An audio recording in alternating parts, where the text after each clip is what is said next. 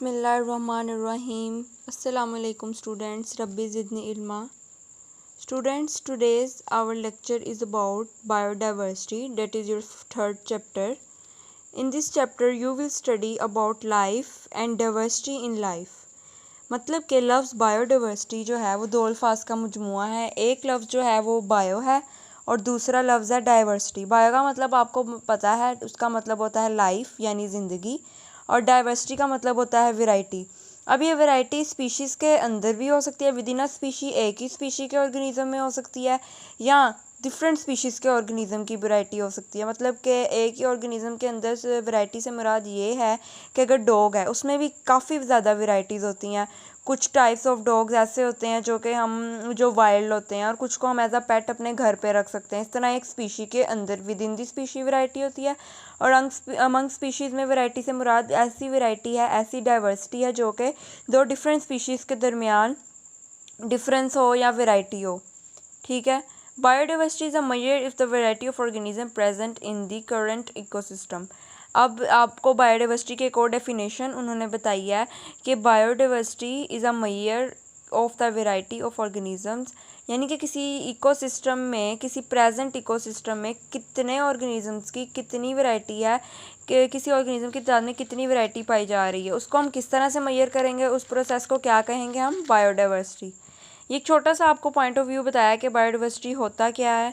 Actual topic आपका आज का बायोडाइवर्सिटी और उसकी इंपॉर्टेंस है, यानी कि बायोडाइवर्सिटी जो भी आपने स्टडी किया, जो भी ऑर्गेनिज्म की वैरायटी है, उसका इंसानी ज़िंदगी में क्या फ़ायदा है और किस तरह से वो इंसानी ज़िंदगी में अपना किरदार अदा कर रही है, किस तरह से ह्यूमन के लिए बेनिफिट्स दे रही है, क्या क्या इसके बेनिफिट्स हैं, फ़ायदे हैं, और क्या क्या नुकसानात हैं, किन किन फील्ड्स में, किन किन शोबों में या लाइफ की प्रैक्टिकल एप्लीकेशंस में बायोडाइवर्सिटी आखिर क्या रोल प्ले कर रही है, आखिर इसकी किरदार क्या है हमारी ज़िंदगी में, वो सब आप आज के लेक्चर में स्टडी करेंगे। इस चैप्टर में आप पढ़ेंगे कि ऑर्गेनिजम्स को उनकी नेम्स की करैक्टरिस्टिक्स की बेस पे कितने ग्रुप्स में डिवाइड किया गया है, और उनको ऑर्गेनिज्म को डिवाइड करने के लिए बेसिस क्या थी, और साइंटिस्ट ने क्या बेसिस यानी किस चीज़ को बुनियाद बनाया और उनको डिफरेंट ग्रुप्स में डिवाइड किया।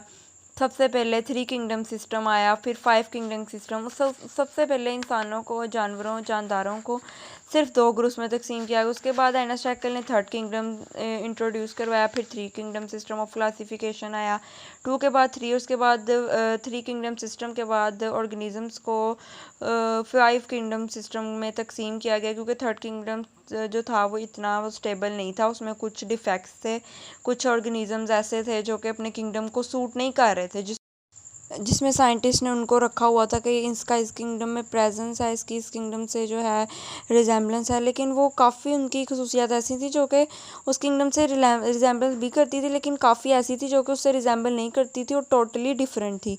इसलिए फिर आहिस्ता आहिस्ता किंगडम्स में एडिशन हुई, और 5 किंगडम सिस्टम जो है वो मेजर जो है कंसीडर किया जाता है। General characteristics of 5 kingdom system में आपके पास जो है 5 किंगडम उन्होंने बताया कौन कौन से होते हैं। एनिमेलिया होता है, प्लांटे होता है, ठीक है, और फंजाई होता है, इसमें फंगस जो है वो डिकम्पोजर्स होते हैं, फिर मोनीरा और प्रोटिस्टा, ये जब आप डिटेल में पढ़ेंगे।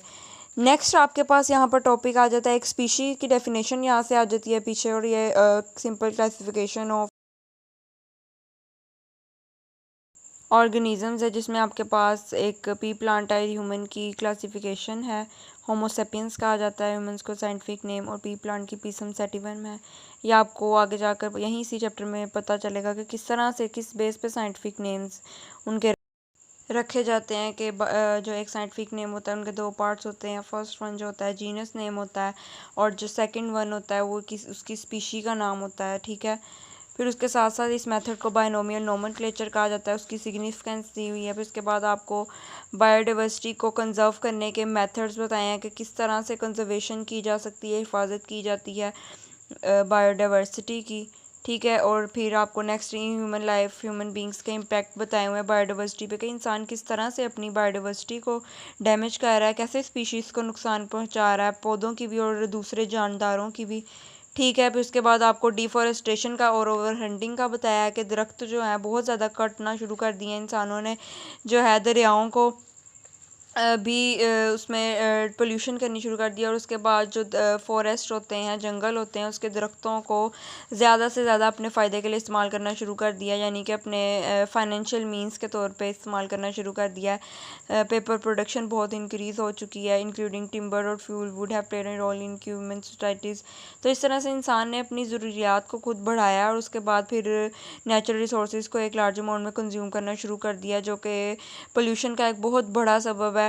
बायोडाइवर्सिटी की डिस्टर्बेंस का बहुत ज़्यादा बड़ा सबब है, मतलब कि जब जंगलों को काटा जाएगा तो दरख्त कम हो जाएंगे, तो वो काफ़ी ज़्यादा जानवरों का हैबिटेट सिर्फ़ और सिर्फ ट्रीज़ में, फॉरेस्ट में जो ट्रीज़ होते हैं, ठीक है, जब ट्रीज़ को डिस्ट्रक्ट किया जाएगा, उनको उतारा जाएगा, उनको जो है उनकी प्रोडक्शन को डिक्रीज़ किया जाएगा इंसानों के फ़ायदे के लिए, तो ऐसा होल हमारे पास हमें पता लग जाता है कि इनकी जो है एनिमल्स की जो हैबिटेट भी डिस्टर्ब होता है, यानी कि biodiversity disturbs on a large scale. फिर ओवर हंटिंग भी इंसानों ने बहुत ज़्यादा करनी शुरू कर दी। उसके बाद आपको stress for the conservation of biodiversity, ये पॉइंट सिर्फ short as a short of point of view से करना है। आपने पेज नंबर 44 और 45 पर है, जो सिर्फ आपको इसमें ये बताया हुआ है कि पाकिस्तान में कौन कौन सी बायोडाइवर्सिटी कंजर्वेशन के लिए कौन कौन सी ऐसी इन्वायरमेंटल वर्क टुगेदर कर रही हैं, कौन कौन सी ऐसी कंपनीज़ हैं, या कौन कौन सी ऐसी स्ट्रेटजीज़ हो रही हैं पाकिस्तान में, वो सब कुछ आपको इस पॉइंट में क्लियरली बताया हुआ है। उसके बाद आपके पास है पाकिस्तान में कौन कौन सी ऐसी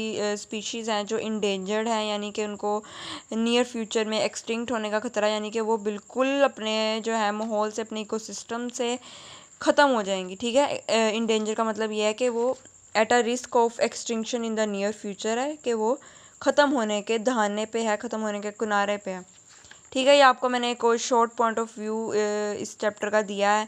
आज का जो बेसिक टॉपिक था बायोडाइवर्सिटी की डेफिनेशन थी, वो मैंने आपको समझा दिया है कि bio means life and diversity mean variety that is within the species and also among species.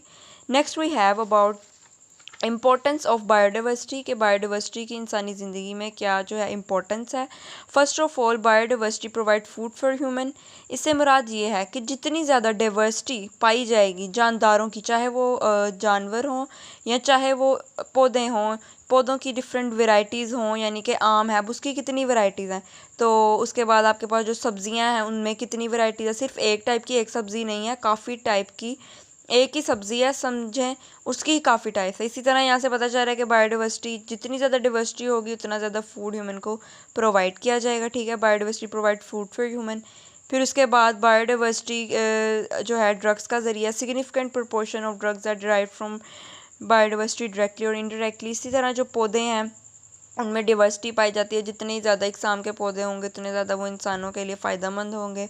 तो जो पौधे हैं वो आपको पता है, जड़ी बूटियाँ जो होती हैं उसमें जितनी वैरायटी पाई जाएगी, जितनी डाइवर्सिटी पाई जाएगी, फिर वो large amount of significant proportion of drugs जो हैं डायरेक्टली इनडायरेक्टली हम प्लांट से हासिल कर सकते हैं। फिर उसके बाद काफ़ी ज़्यादा जो है बायोडाइवर्सिटी हेल्प करती है हमें इंडस्ट्रियल मटीरियल की प्रोडक्शन में। For example building material, fibre, dyes, resins, gums, adhesives, rubber and oils are derived directly from plant. जितनी ज़्यादा प्लांट्स में डाइवर्सिटी होगी, जितनी उनकी पॉपुलेशन ज़्यादा होगी, उतना ज़्यादा हमें फ़ायदा हासिल होगा नेचुरल मटेरियल्स हासिल करने के लिए, इंडस्ट्रियल मटेरियल हासिल करने के लिए। तो बायोडाइवर्सिटी जो है वो इंडस्ट्रियल मटेरियल की प्रोडक्शन में भी अपना रोल प्ले कर रही है। और अब biodiversity plays an important role in making and maintaining ecosystem, ठीक है। बायोडाइवर्सिटी का मतलब होता है वैरायटी, आपको बार बार बता रही हूँ, variety in species and among species थी। तो ये इकोसिस्टम को मेंटेन करने में किस तरह से हेल्प कर रही है, यानी कि एक जितनी ज़्यादा वैरायटी होगी उतनी ज़्यादा मेंटेनेंस हमें हेल्प करेगी। मतलब कि सिर्फ एक ही ऑर्गेनिज़म जो है वो एक दूसरे ऑर्गेनिज़म पे अपनी खुराक हासिल करने का ज़रिया नहीं होगा। जितनी ज़्यादा वैरायटी होगी उसे उतनी ज़्यादा वैरायटी मिलेगी कि वो उसको अपनी खुराक बनाए, अपना प्रे बनाए, ठीक है। प्रे उसी को कहते हैं ना, जो प्रे का मतलब होता है शिकार। तो जितनी ज़्यादा वैरायटी होगी उतना ही एक ऑर्गेनिज़म को मौका मिलेगा कि वो ज़्यादा से ज़्यादा ऑर्गेनिज़म को अपना प्रे बनाए। इस तरह उनकी जो है फूड प्रोडक्शन भी डिक्रीज़ नहीं होगी, उनकी खुराक का ज़रिया भी डिक्रीज़ नहीं होगा, और वो अपनी खुराक जो है वो हासिल करते रहेंगे, और उनमें कोई भी उनको जो है मुश्किलात पेश नहीं आएंगी। तो इस तरह से जो है इकोसिस्टम मेंटेन होगा, और किसी भी किस्म की स्पीशी की हमें डिस्ट्रक्शन, एक्सटिंक्शन या फिर इंडेंजर्ड नहीं होगी कोई स्पीशी, ठीक है। और नेक्स्ट है आपके पास के फॉरेस्ट में, यानी कि रेगुलेटिंग केमिस्ट्री ऑफ एटमॉस्फेयर। अब इसमें बायोडाइवर्सिटी का किस तरह से अमल दखल है। सबसे पहले आप देखें बायोडाइवर्सिटी यानी जितनी ज़्यादा हमारे पास वैरायटी होगी उतनी ज़्यादा हमारे पास ट्रीज़ की प्रोडक्शन होगी, प्लांट्स की जितनी वैरायटी होगी, ठीक है। जितने ज़्यादा ट्रीज़ होंगे वो उतने ज़्यादा हमें ऑक्सीजन प्रोवाइड करेंगे, उतनी ज़्यादा हमारी जो है आबो हवा साफ़ सुथरी होगी।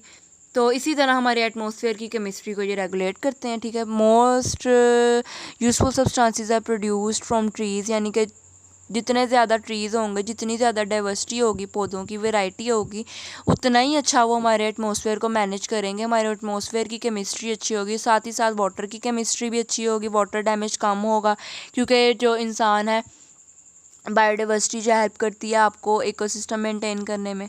तो इसी तरह साथ ही साथ यहाँ से हमें पता चल रहा है कि पानी की जो है आलूदगी वो भी कम होती है और वो regulating the chemistry of water में इंपॉर्टेंट रोल प्ले करती है biodiversity. Next, the last point about the importance of biodiversity is that it is involved in recycling nutrients. अब आपको पता है हमारी जो एटमॉस्फेयर है, एयर है, वो काफ़ी ज़्यादा केमिकल्स एलिमेंट से मिलकर बनी है और काफ़ी ज़्यादा न्यूट्रेंट साइकिल इंसान की ज़िंदगी में नहीं चल रहे होते, यानी कि इंसान जो भी अपनी ज़िंदगी गुजार रहा होता है तो वो उनके अंदर न्यूट्रेंट साइकिल से मुराद ऐसे जिसमें न्यूट्रेंट्स इन्वॉल्व हों। उसमें आपके पास न्यूट्रेंट साइकिल में आपको आ जाता है नाइट्रोजन साइकिल, कार्बन साइकिल, यानी कि नाइट्रोजन एयर में भी प्रेजेंट होता है, पौधों को भी नाइट्रोजन चाहिए होता है। तो जो पौधे होते हैं वो नाइट्रोजन एयर से लेकर उसको डिकम्पोज करते हैं अपने नाइट्रोजन सॉलिड की फॉर्म में। उसके बाद वो उसको जितना उसको चाहिए होता है उतना लेके बाकी ज़मीन में छोड़ देते हैं। उसके बाद वो जो नाइट्रोजन ज़मीन में, तो ये सारा मतलब कि न्यूट्रेंट साइकिल होता है। तो जितनी ज़्यादा प्लांट की वैरायटी होगी उतना ही रिसाइकिल होंगे न्यूट्रेंट्स और कोई भी न्यूट्रेंट्स वेस्ट नहीं जाएगा। नेक्स्ट है आपके पास जितनी ज़्यादा वैरायटी होगी इंसान उतने ज़्यादा पौधे उगाएंगे और जब वो फसल एक पक के तैयार हो जाएगी उसको उतारा जाएगा, उसकी काश्तकारी की जाएगी। फिर मज़ीद ज़रखेज़ ज़मीन ज़्यादा और ज़रखेज़ हो जाएगी, फर्टाइल सॉइल हो जाएगी। फिर अगली पैदावार, अगली सीज़न की पैदावार, यानी कि एक अगर सर्दियों में एक फसल लग रही है, फिर सर्दियों के लास्ट में वो फसल उतर जाएगी। फिर गर्मियाँ अगर आगे शुरू हो रही हैं तो गर्मियों की फसलों के बीज बोए जाएंगे। इस तरह से ज़मीन जो है वो बायोडाइवर्सिटी की वजह से ज़रखेज़ होती है। इसी तरह बायोडाइवर्सिटी इंसान की ज़िंदगी में काफ़ी ज़्यादा इंपॉर्टेंस जो है उसकी है, लेकिन इंसान जो है अपनी एक्टिविटीज़ की वजह से अपनी डिफॉरेस्टेशन यानी कि जो दरख्त काटते हैं वो काफ़ी ज़्यादा बायोडाइवर्सिटी को डिस्टर्ब कर रहे हैं। तो आज का सिर्फ यही लेक्चर था, आपको इस चैप्टर का एक शॉर्ट सा मैंने ओवरव्यू दिया है कि इस चैप्टर में आप क्या पढ़ेंगे। और आज आपको एक शॉर्ट सा टॉपिक है बायोडाइवर्सिटी एंड इट्स इम्पोर्टेंस। सो इसमें कोई इतनी मुश्किल नहीं थी। I hope so that you have understand about this lecture. और आपको अच्छे से मैंने आज जो भी आपको समझाया है ईजी सा था, बहुत इतना कोई डिफ़िकल्ट नहीं था और आपको समझ आ गई है। कोई पॉइंट क्लियर नहीं है आप मुझे कमेंट सेक्शन में बता सकते हैं। और अगर आपको ये वीडियो अच्छी लगी और आपको अंडरस्टैंड हुई तो आप प्लीज़ इस वीडियो को सब्सक्राइब करें चैनल को, और फिर इस वीडियो को लाइक करें, कमेंट करें और अपने फ्रेंड्स के साथ शेयर करें। जो भी आपको इन्फॉर्मेशन मिलती है आप अपने फ्रेंड्स के साथ लाजमी शेयर किया करें, क्योंकि इल्म वही है जो इंसान खुद भी हासिल करे और दूसरों को भी सिखाए। इससे इंसान की खुद की नॉलेज में भी इजाफा होता है जब आप किसी को बता रहे होते हैं, ठीक है। और इस चैनल को आप शेयर करें अपने फ्रेंड्स के साथ और अपना ख्याल रखें, अपने पेरेंट्स का ख्याल रखें और अपनी पढ़ाई पे पूरी तवज्जो दें। अगर आप कुछ पढ़ रहे हैं, कुछ समझ रहे हैं तो इसमें सिर्फ आप अपना कॉन्सेप्ट क्लियर करें, रट्टे ना लगाया करें, सिर्फ कॉन्सेप्ट ले लिया करें। उसके बाद आप इसको अपनी वर्डिंग में लिख सकते हैं। इतना कोई मुश्किल नहीं है बायोलॉजी, इतना लोगों ने उसको मुश्किल बनाया हुआ है, ठीक है। आप सिर्फ कॉन्सेप्ट लें, पॉइंट्स मेजर जो पॉइंट्स होते हैं उसको अपने माइंड में रखा करें और उसके बाद आप उस पे पॉइंट्स अगर आपको याद होंगे तो आपको डेफिनेटली उसकी जो है सारी डिटेल्स भी आपके माइंड में आ जाएंगी। जब आप समझ के पढ़ते हैं तो कभी भी आपको नहीं भूलता, इसलिए आप समझ के पढ़ा करें, कॉन्सेप्ट लिया करें, रट्टे ना लगाया करें और स्टडी को अपने पे बर्डन ना लिया करें। Keep supporting students and like share subscribe this channel. अल्लाह हाफिज़।